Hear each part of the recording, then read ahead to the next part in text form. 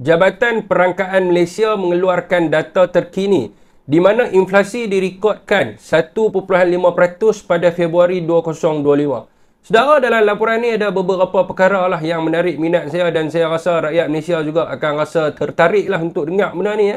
Jadi saya akan bacakan data ini dan saya nak tahu jugalah respon apakah pandangan rakyat Malaysia. Di dalam laporan ini, Kerajaan Madani menyenaraikan indeks harga pengguna bagi 13 kumpulan barangan dan perkhidmatan utama yang dibeli oleh rakyat Malaysia. Jadi antaranya adalah dia letak dalam tu harga makanan dan minuman mencatatkan penurunan. Alhamdulillah, murah lah ni tuan-tuan.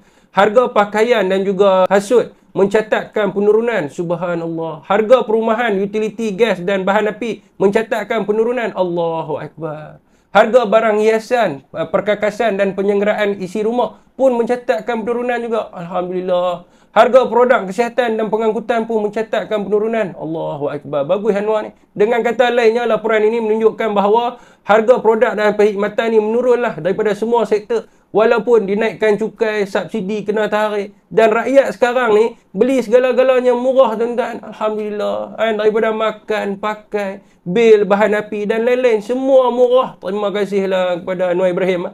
Untung kita ada Perdana Menteri macam Anwar Ibrahim ni. Kalau berdasarkan data ni, rakyat yang bergaji RM2,500 sebulan, dia boleh simpan RM1,000 sebulan tuan-tuan. Ni belum lagi masuklah bonus raya dan lain-lain. Allah Akbar Anwar. Jadi apakah pandangan rakyat Malaysia? Secara realitinya, hampa rasa betul ada ataupun tak laporan ni?